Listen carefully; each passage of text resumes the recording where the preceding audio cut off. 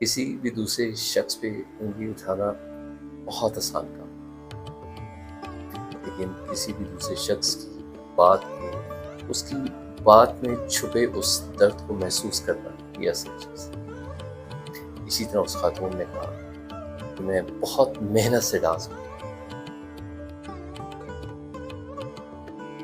पिछले दिनों एक वीडियो वायरल हुई। एक खातून थी जो कि पेशे के एतबार से डांसर, और उन्होंने पॉडकास्ट में बताया वो डांस करते वक्त बहुत मेहनत से काम करती है। हमने इस वीडियो पे बहुत ज़्यादा मज़ा लिया, हमने बहुत सारे कमेंट्स किए, इसके मीम्स बने, तमाम वो अल्फाज इस्तेमाल किए जो शायद हमें नहीं करने चाहिए।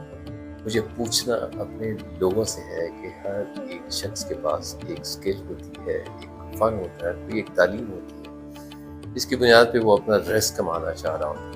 अगर उस खातून के पास हुनर ही यही है कि वो डांस करके अपना या अपने घर वालों का पेट पालती है, तो इसमें ऐसी बुराई क्या है? और बुराई तो हम उसके काम में तब निकालें कि जो काम हमारे पास मौजूद है, उन कामों को हम अच्छे तरीके से कर रहे हैं। हमें क्यों लगता है कि मुआशरे की तमाम तर जो बुराई है वो किसी दूसरे में हो सकती है, और मुआशरे के सबसे अच्छे फर्द का जो खिताब है वो हमें मिलना चाहिए। हमने कभी ज़ाती तौर पर सोचा कि हम अपनी रोज़मर्रा की मामूल की ज़िंदगी में या अब तक की गुज़री तमाम ज़िंदगी में कितने ज़्यादा ऐसे काम कर चुके हैं जो कभी भी अल्लाह को पसंद नहीं आ सकते?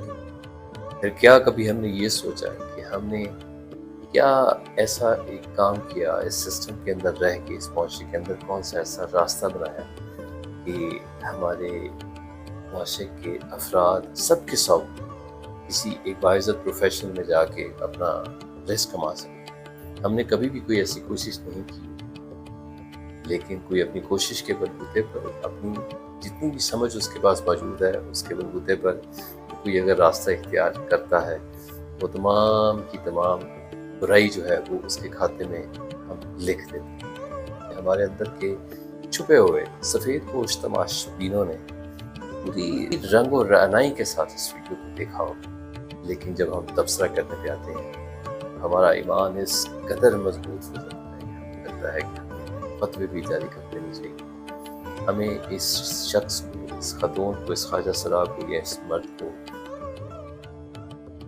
बिल्कुल भी स्पेयर नहीं। किसी भी दूसरे शख्स पे उंगली उठाना बहुत आसान काम, लेकिन किसी भी दूसरे शख्स की बात